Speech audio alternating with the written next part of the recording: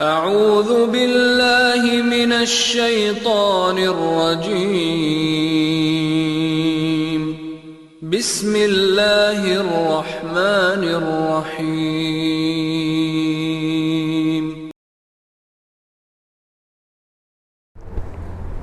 الحمد للہ رب العالمین والصلاة والسلام علی اشرف الانبیاء والمرسلین وعلى آلہ وصحبہ اجمعین اما بعد اعوذ باللہ من الشیطان الرجیم بسم اللہ الرحمن الرحیم قل اعوذ برب الفلق من شر ما خلق ومن شر غاسق اذا وقب ومن شر النفاثات في العقد ومن شر حاسد اذا حسد۔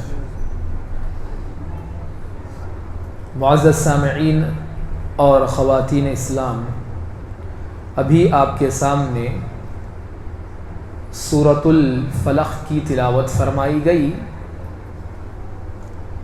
اس سورت میں اللہ تعالی فرما رہا ہے کہ کہہ دیجئے میں پناہ میں آتا ہوں صبح کے رب کی، ہر اس چیز کے شر سے جو اس نے پیدا کی، اور اندھیری رات کے شر سے جب وہ چھا جائے، اور پھونکے مارنے والیوں کے شر سے گرہوں میں، اور حسد کرنے والے کے شر سے جب وہ حسد کرے۔ یہ سورۃ الفلق کی آیتوں کا ترجمہ رہا۔ یہ سورت مکی سورت ہے، نبی اکرم صلی اللہ علیہ وسلم پر مکے میں یہ سورت نازل ہوئی۔ اس سورت کا نام الفلق رکھا گیا کیوں کہ اس کی پہلی آیت میں لفظ الفلق آیا ہے۔ محترم سامعین، سب سے پہلی بات تمہیدی طور پر یاد رکھنے کی یہ ہے کہ ہر مسلمان کا یہ عقیدہ ہونا چاہیے کہ دنیا اور آخرت میں نفع و نقصان اللہ تعالیٰ کے ہاتھ میں ہے۔ یہ ہمارا عقیدہ ہے اور کامل یقین ہے اس بات پر کہ نفع و نقصان یہ اللہ تعالیٰ کی طرف سے ہے۔ اس کی چاہت کے بغیر کوئی کسی کو رتی برابر بھی نقصان نہیں پہنچا سکتا۔ اس روئے زمین پر جتنی مخلوقات موجود ہے، سارے مل کر کسی ایک فرد کو نقصان پہنچانا چاہے اور اللہ کی مشیت یہ ہو کہ اسے نقصان لاحق نہ ہو، تو ساری دنیا مل کر اسے نقصان نہیں پہنچا سکتی۔ اور اگر اللہ تعالیٰ کسی بندے کو تکلیف میں مبتلا کرنا چاہے تو ساری روئے زمین مل کر جتنی مخلوقات ہے سارے مل کر اسے نفع نہ دینا چاہے تو یہ ممکن نہیں ہے۔ لہذا نفع اور نقصان یہ اللہ کے ہاتھ میں ہے۔ نفع مل رہا ہے تو اللہ کی طرف سے، نقصان میں ہم ہے تو یہ بھی اللہ تعالیٰ کی طرف سے۔ اس بات پر ہمارا کامل ایمان ہونا چاہیے۔ سورہ فلق میں خصوصاً دنیاوی آفات اور نقصانات سے بچنے کے لیے اللہ تعالیٰ کی پناہ مانگنے کی تعلیم دی گئی ہے۔ اب دیکھیے، سب سے پہلی آیت میں بیان کیا گیا قل، اے نبی آپ کہہ دیجئے، اعوذ میں پناہ میں آتا ہوں صبح کے رب کی، برب الفلق صبح کے رب کی۔ سب سے پہلی بات اللہ تعالیٰ نبی سے کہہ رہا ہے آپ کہہ دو کہ میں یعنی کہ نبی اللہ کے رسول آپ کہہ دو کہ میں پناہ میں آتا ہوں صبح کے رب کی۔ اب دیکھیں اللہ کے رسول ہے، خاتم الانبیاء ہے، دنیا کی سب سے فضیلت رکھنے والی شخصیت ہمارے نبی ہے، اور وہ خود کہہ رہے ہیں میں اللہ کی پناہ میں آتا ہوں۔ اب جو شخصیت اللہ کی پناہ میں آ جائے تو سوال یہ ہے کہ کیا وہ کسی اور کو پناہ دے سکتی ہے؟ جو خود پناہ کی محتاج ہے، اللہ کے نبی خود اللہ کی پناہ طلب کر رہے ہیں، تو پھر وہ پناہ کے محتاج ہو گئے، اور جو محتاج ہو گئے تو پھر کیسے وہ کسی کی حاجت روائی کر سکتا ہے؟ اب یہاں پر دیکھیے، صبح کے رب کی، صبح کا لفظ کیوں؟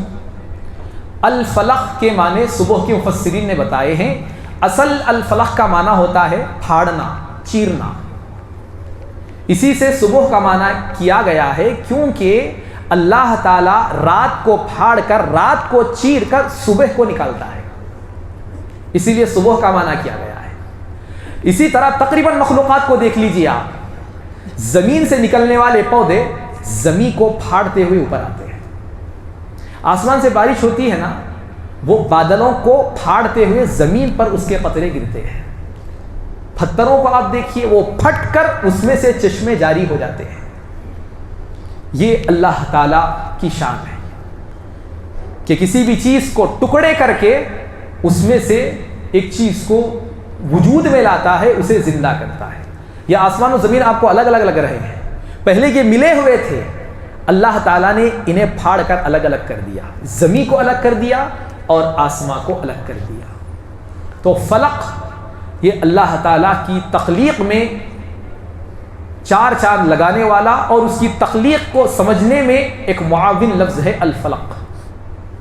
اب ذرا آگے بڑھیے، من شر ما خلق،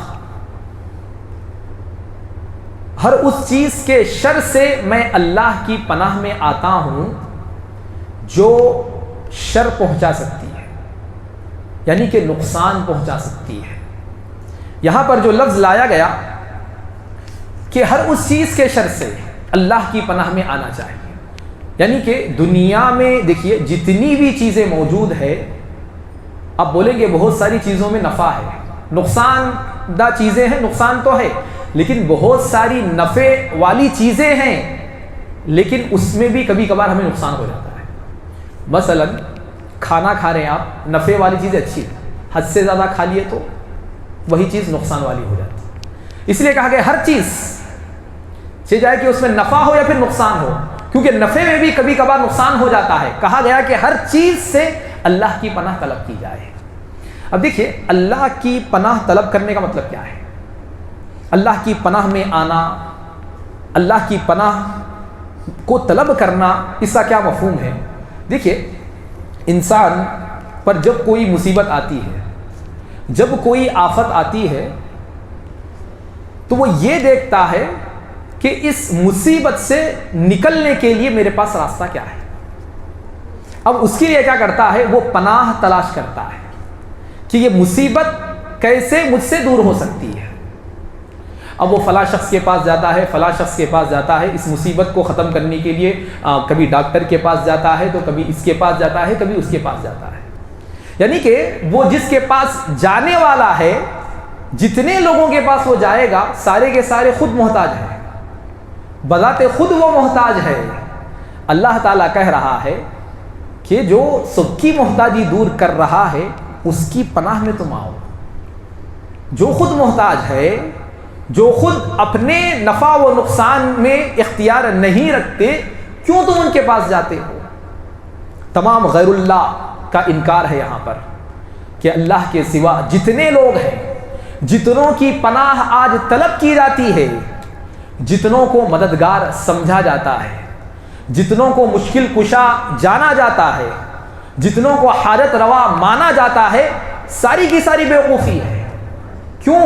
کیونکہ پناہ صرف اللہ تعالیٰ کے پاس ہے، اس کا حل صرف اللہ تعالیٰ کے پاس ہے۔ ہمارا عقیدہ ہے نفع و نقصان اللہ کی طرف سے ہے، تو اس نفع و نقصان کا ختم کرنا بھی اللہ ہی کے پاس ہے، کسی اور کے پاس نہیں ہے۔ لہذا ہمارے نفع میں ہو اللہ کی طرف لوٹیے، شکر گزاری کے ذریعے سے. اگر نقصان ہوا ہے اللہ تعالیٰ کے سامنے بیان کیجیے, صبر کیجیے. یہی عقیدہ ہمارا ہر نفع و نقصان کے سلسلے میں ہونا چاہیے. اب دیکھیے, تمام چیزوں سے جو شر لاحق ہو سکتا ہے اللہ کی پناہ ہم طلب کر رہے ہیں, لیکن اللہ تعالیٰ نے آگے خصوصی طور پر 3 چیزوں کا ذکر فرمایا کہ ان چیزوں سے خصوصی طور پر اللہ کی پناہ طلب کرو, اللہ کی پناہ چاہو. سب سے پہلی چیز کیا ہے؟ وَمِن شَرِّ غَاسِقٍ إِذَا وَقَبَ, اس رات کے شر سے اللہ کی پناہ طلب کرو جبکہ وہ چھا جاتی ہے. یعنی کہ تاریکی اور رات سے پناہ اللہ کی طلب کرنے کی بات کی جا رہی ہے کہ انسان کو چاہیے کہ وہ اللہ کی پناہ طلب کرے. نبی کریم صلی اللہ علیہ وسلم سے کہا گیا کہ آپ اندھیری رات کے شر سے اللہ تعالیٰ کی پناہ مانگے جبکہ وہ چھا جائے, بالکل گہری ہو جائے, تاریک ہو جائے, انسان نظر نہ آئے. رات کو خاص کرنے کی وجہ یہ ہے کہ رات کے اندھیرے میں خطرناک درندے, اسی طرح موذی جانور, تکلیف دینے والے جانور اپنی بلوں سے باہر آتے ہیں.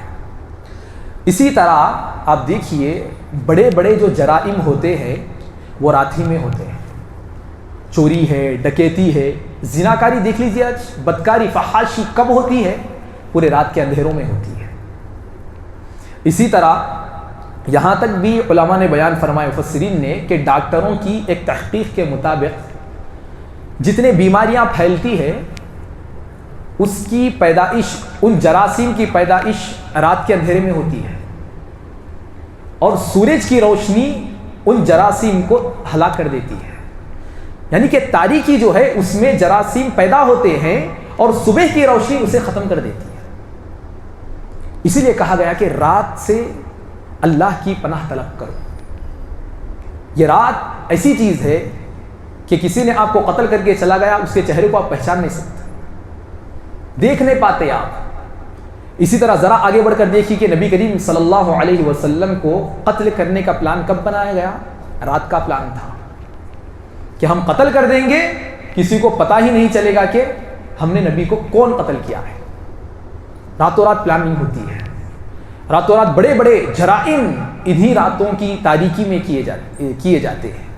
اسی لیے کہا گیا کہ رات کی تاریکی سے اللہ کی پناہ طلب کرو. اسی طرح محترم سامعین, اس کے بعد جو بات کہی گئی ہے وَمِن شَرِّ النَّفَّاثَاتِ فِي الْعُقَدِ, خصوصاً جو جھاڑ پھونک کرنے والی عورتیں ہیں, جو گرہوں میں, گھیٹی جسے ہم کہتے ہیں, اس کے ذریعے سے جو جادو کرتی ہے, ایسی عورتوں سے اللہ کی پناہ طلب کیجیے. یہ بڑا سنگین معاملہ ہے. جادوگری آج کے دور میں اس جادوگری کا بہت سارے لوگ شکار ہیں.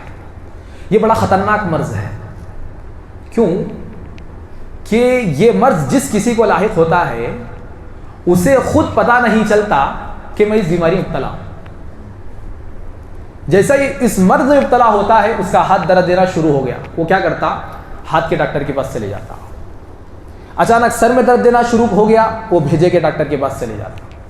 آنکھ میں درد دینا شروع ہوا, وہ آنکھ کے اسپیشلسٹ کے پاس چلے جاتا. گلے میں درد دینا شروع ہوا, وہ گلے کے ڈاکٹر کے پاس جاتا. جہاں کہیں درد ہو رہا ہے ہر ایک ڈاکٹر کے پاس جاتے رہتا. وہ یہی سمجھتا ہے کہ ہو سکتا ہے کہ بیماری میرے ہاتھ کی ہو, حالانکہ وہ بیماری ہاتھ کی نہیں, وہ جادو کا اثر ہے جو ہر لمحہ تقسیم ہو کر بٹ کر شیطان جو ہے اپنی رگوں کو پکڑ پکڑ کر وہ درد محسوس کرا رہا ہے جس کو ہم پہچان نہیں پا رہے ہیں. اس لیے دیکھیے بہت سارے لوگ جو اس مرض کا شکار ہوتے ہیں ان کی ابتدا یہیں سے ہوتی ہے. ہم ڈاکٹر کے پاس گئے, ایکس رے نکالے, میرے کو تو درد ہے لیکن ایکس رے میں کچھ بھی نہیں دکھا رہا. کیوں دکھائے گا کیسے؟ وہ تو ہاتھ خراب نہیں ہے, شیطان پکڑ کر اسے درد اس میں پیدا کر رہا ہے. لہذا بڑا خطرناک مرض ہے. اللہ تعالی ہم سب کی حفاظت فرمائے. جادوگری, اور خصوصاً محترم سامعین آج ہمارے پاس یہ وبا بالکل عام ہے. بہت سارے لوگ اس کا شکار ہیں, اس مرض کا, جادو کے. اور جس کے سبب اس کا علاج صحیح نہ کرنے کے سبب یا پھر اس مرض کو ختم کرنے کے لیے بہت سارے مسلمان اپنے عقیدے کا بھی سودا کر رہے ہیں، صحیح راستہ طے نہیں کر پا رہے ہیں کیسا اس کا علاج ہونا چاہیے، کیونکہ یہ بیماری جسم کی نہیں ہے۔ جسم کا مرض ہوتا اب دوائی کھا لیتے، درد ختم ہو جاتا، لیکن یہ مرض جسم کا نہیں بلکہ روح کا ہے، یہ روحانی مرض ہے جو کہ لاحق ہوتا ہے۔ اور محترم سامعین، یہ وہ مرض ہے جادو جو اللہ کے رسول صلی اللہ علیہ وسلم پر بھی کیا گیا تھا۔ اللہ کے رسول پر جادو ہوا۔ صلح حدیبیہ کے بعد جب نبی کریم صلی اللہ علیہ وسلم مدینہ تشریف لے آئے تو خیبر کے جو یہود تھے وہ پلاننگ کر رہے تھے کہ نبی پر جادو کرے، کوششیں کی لیکن جادو نہیں ہوا۔ تو ایک انصاری قبیلے کا لبید بن عاصم تھا، لبید بن عاصم اس کا نام ہے۔ ان یہودیوں نے آ کر اس یہودی سے کہا کہ تو نبی پر جادو کر تو ہم تجھے 3 اشرفیاں دیں گے، قیمت جو بھی ہے ہم دیں گے۔ لہذا وہ قیمت دے دی گئی اور اس نے نبی کریم صلی اللہ علیہ وسلم پر جادو کیا۔ اب یہاں پر دیکھیے خصوصاً عورتوں کے جھاڑ پھونک کا ذکر ہے، کیونکہ لبید مفسرین نے لکھا ہے یہ جو لبید بن عاصم جو نبی پر جادو کرنے والا ہے، اس کی 2 بیٹیاں تھیں، وہ بھی بڑی ماہر جادوگر تھی۔ جادو کیسے ہوا کہ نبی کریم صلی اللہ علیہ وسلم جس کنگھی سے سر سوارا کرتے تھے اس کنگھی کو حاصل کیا گیا کسی طریقے سے، جس میں نبی کریم صلی اللہ علیہ وسلم کے بال بھی تھے۔ اسی بالوں میں گھیٹیاں مار کر وہ لوگ کرتے کیا ہے، پھونکتے ہیں، کچھ پڑھتے ہیں، وہ ان کا جو بھی ہے پڑھنے کا طریقہ وہ پڑھتے ہیں اور اس میں پھونک پھونک مار کے اس کو گھیٹیاں ڈال کر بناتے ہیں۔ اس طرح نبی کریم صلی اللہ علیہ وسلم کے بالوں کو لے کر کنگھی کے ساتھ اس میں نبی کریم صلی اللہ علیہ وسلم کو جادو کیا گیا، اور اس کو کھجور کا جو خوشہ ہوتا ہے جس میں کھجور سارے لگے ہوئے ہوتے ہیں اس کی جڑ میں ان چیزوں کو رکھا گیا، گھیٹیاں ڈالی گئی بالوں میں اور اس کے ساتھ ایک پتلا، موم کا پتلا بنایا گیا جس میں سوئیاں گاڑی گئی، سوئیاں رکھی گئی۔ وہ جادو کے طریقے ہیں، الغرض الگ بات ہے، اس میں سوئیاں چبوئی گئی۔ اس طرح نبی کریم صلی اللہ علیہ وسلم پر جادو کا اثر ہونا شروع ہوا، جس کے سبب نبی کریم صلی اللہ علیہ وسلم کوئی چیز کرتے تھے تو بھول جاتے تھے اور یہ سمجھتے ہیں کہ یہ چیز میں نے کیا ہے یا نہیں۔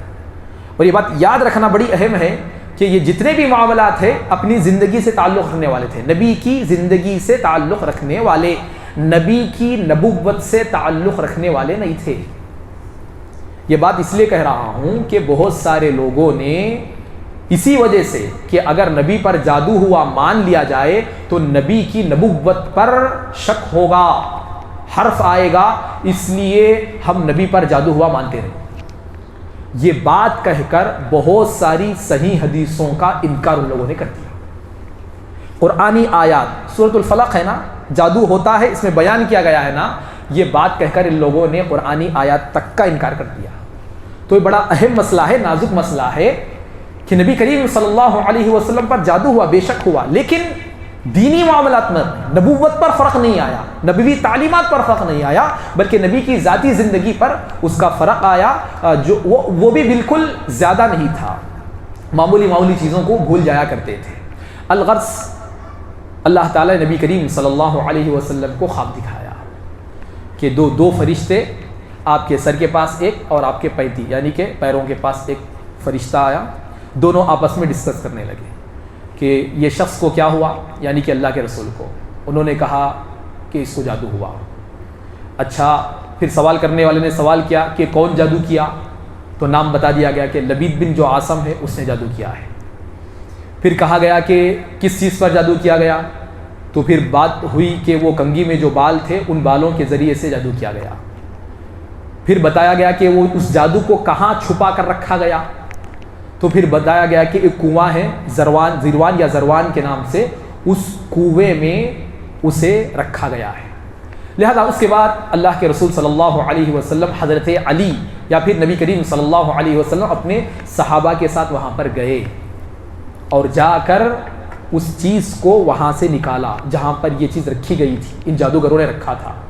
پھر اس کے بعد حضرت جبرائیل علیہ السلام غالباً انہوں نے کہا کہ اے نبی یہ جو گھیٹیاں پڑی ہوئی ہے اس پر آپ دم کیجئے. کس کے ذریعے سے؟ ان 2 صورتوں کے ذریعے سے، قل اعوذ برب الفلق اور قل اعوذ برب الناس، انشاءاللہ جس کی تفسیر کل آئیں گی.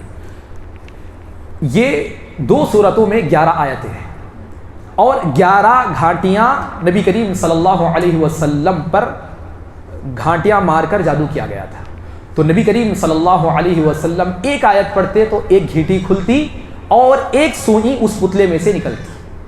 اس طرح نبی کریم صلی اللہ علیہ وسلم نے ان 2 صورتوں کی 11 آیتیں پڑھی. اسی طرح ہر گھیٹی کھلتی گئی اور ہر سوئی نکلتی گئی. اس طرح جب ہی یہ گھیٹیاں کھل گئی، سوئیاں نکل گئی، نبی کریم صلی اللہ علیہ وسلم ایسے حشاش بشاش ہو گئے جیسا کہ کسی شخص کو زنجیروں میں جکڑ کر کھول دیا گیا. اس طرح نبی کریم صلی اللہ علیہ وسلم کو محسوس ہوا کہ آپ کو جکڑ دیا گیا تھا. یہ جادو کے ختم ہونے کے بعد پھر وہ نبی کریم صلی اللہ علیہ وسلم اپنے اندر نشاط محسوس کرنے لگے. اور یہ بھی بیان کیا گیا کنواں میں پانی کیسا ہوتا؟ وائٹ، صاف رہتا.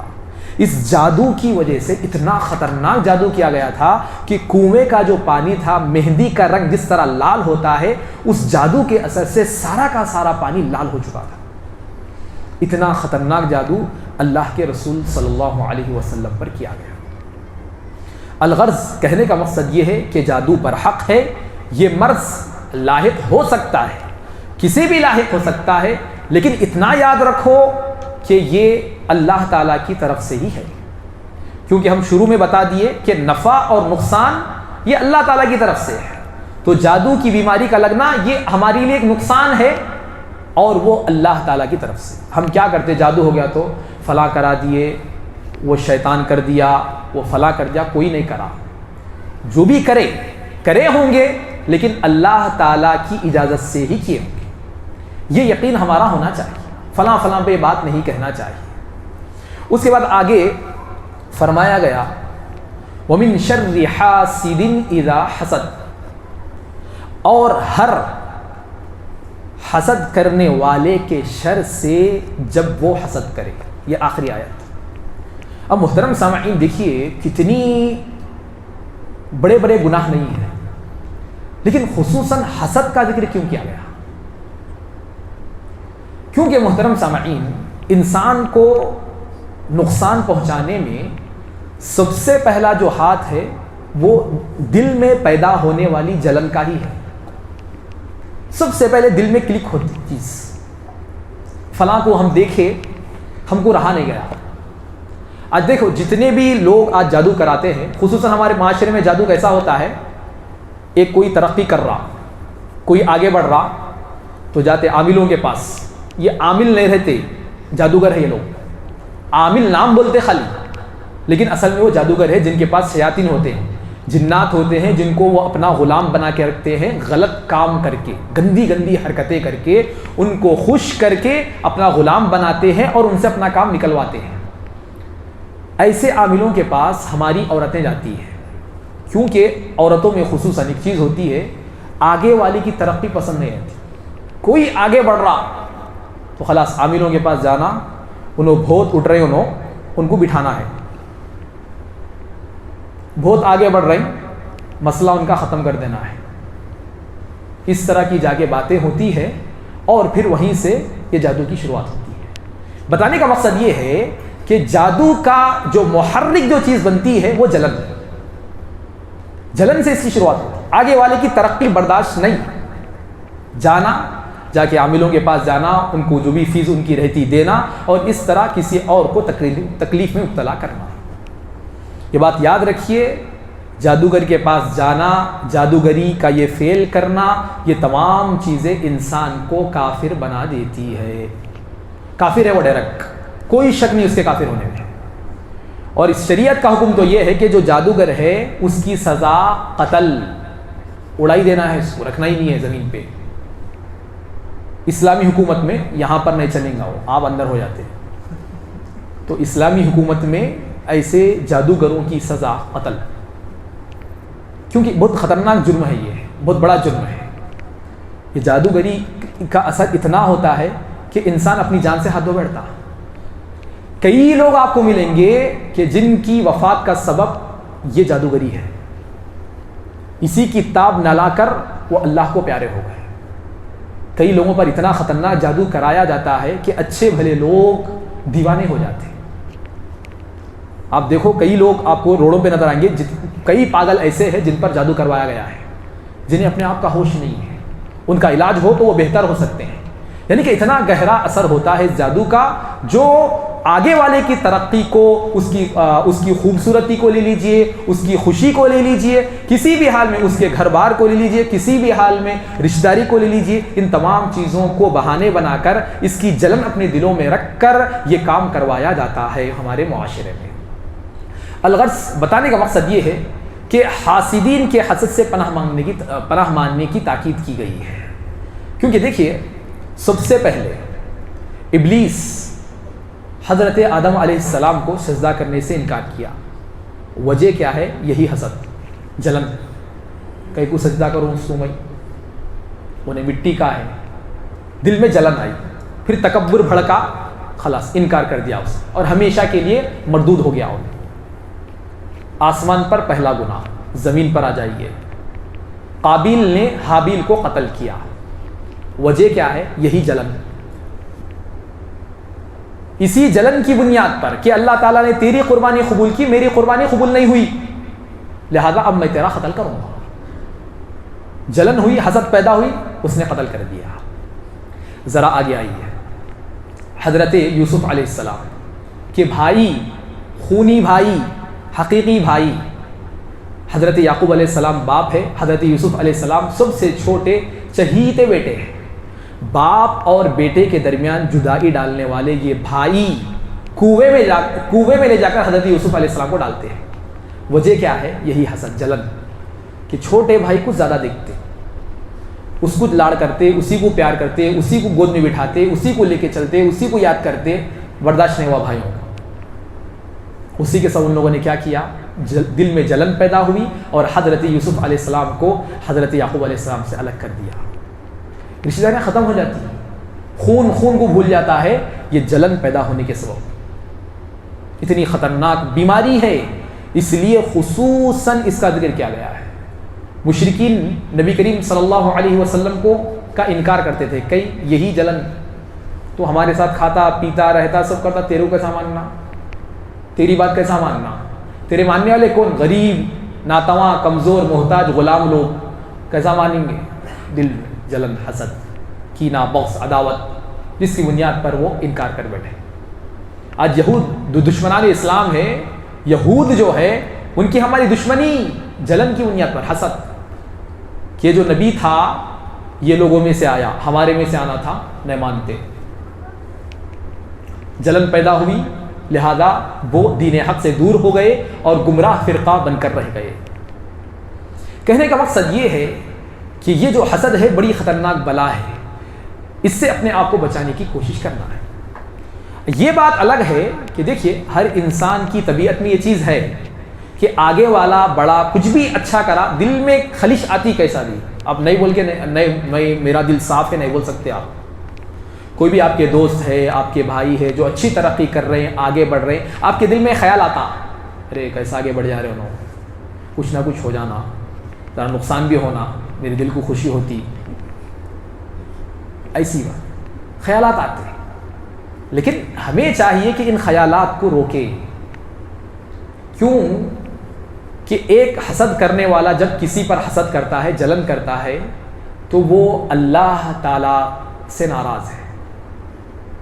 کیوں کہ حسد کیا ہوتی ہے؟ نعمت پر ہوتی ہے، کچھ بھی نعمت آگے والے کو ملی آپ کو برداشت نہیں ہوتا، اور نعمت دینے والا کون؟ اللہ تعالیٰ۔ جس کسی کو کچھ بھی نعمت ملی، ترقی ملی، مال ملا، دولت ملی، عہدہ ملا، منصب ملا، جو کچھ اسے اچھی نوکری ملی، جو کچھ بھی ملا اللہ کی طرف سے ہے، وہ اللہ کی تقسیم ہے، جسے چاہتا ہے وہ دے دیتا ہے، جسے نہیں چاہتا وہ نہیں دیتا۔ اگر سے آپ کے دل میں حسد ہے، جلن ہے کہ فلاں کو جو نعمت ملی وہ چھن جانا اس سے، اس کے پاس سے نکل جا کے میرے کو مل جانا، انہیں ڈوب جانا، نقصان میں چلے جانا، خسارہ ہو جانا، یہ تمام چیزیں جو ہے یہ اللہ تعالیٰ کی تقسیم پہ ناراضگی کی دلیل ہے۔ کہ اللہ تعالیٰ سے میں راضی نہیں ہوں کیونکہ اللہ تعالیٰ نے اس کو دیا۔ اسی طرح دوسری چیز اہم یہ ہے کہ حسد یہ ایسی بیماری ہے جس میں نقصان صرف آپ کا ہے، آگے والے کو کچھ بھی نہیں ہوتا۔ آگے والے ترقی کر رہے ہیں، آپ جل رہے ہیں، آپ کو تکلیف، آگے والے کو کیا ہونے والا ہے؟ وہ اپنی جگہ مست رہتا، آپ ہی کڑتے رہتے، آپ ہی جلتے رہتے، آپ ہی چار لوگوں کو بول لیتے پھرتے، پھر وہ غیبت، پھر وہ چغلی، خالی اور گناہوں میں اضافہ ہم خود کر لیتے ہوئے چلے جاتے۔ ہاں، علاج کیا ہے کہ بھائی حسد کرنے کے بجائے آپ رشک کیجیے، یہ بہترین توڑ ہے ہمارے لیے۔ جس کسی کو جو کچھ ملا اللہ کا فضل ہے، اچھی بات ہے بھائی آپ کو ملا نا، اللہ سے دعا ہے کہ اللہ تعالیٰ مجھے بھی اس مقام پر پہنچا دے، آپ کے پاس بھی وہ نعمت رہے، اللہ تعالیٰ مجھے بھی دے، اللہ تعالیٰ اور مزید دے آپ کو اور مجھے بھی اللہ تعالیٰ نوازے۔ یہ بھی کر سکتے نا آپ، کیوں کسی اور کے نقصان کے در پہ ہم بیٹھے ہوئے ہیں کہ فلاں کا یہ ہو جائے، فلاں کا وہ ہو جائے۔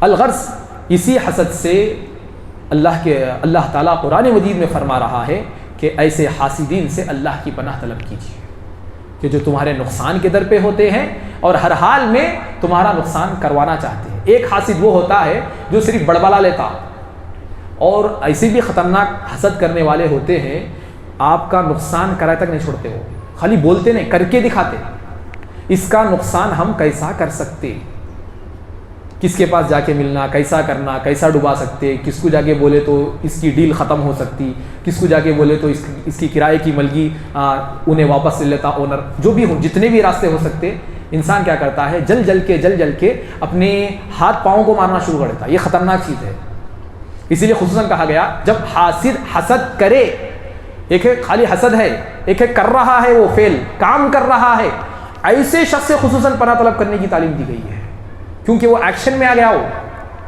اب وہ کر کے رہیں گا ہو۔ اب ایسے وقت میں ہم کو تو نہیں معلوم، انہیں بول کے تھوڑی کرتا، اب پھر ایسے وقت میں پناہ کہاں ملیں گی؟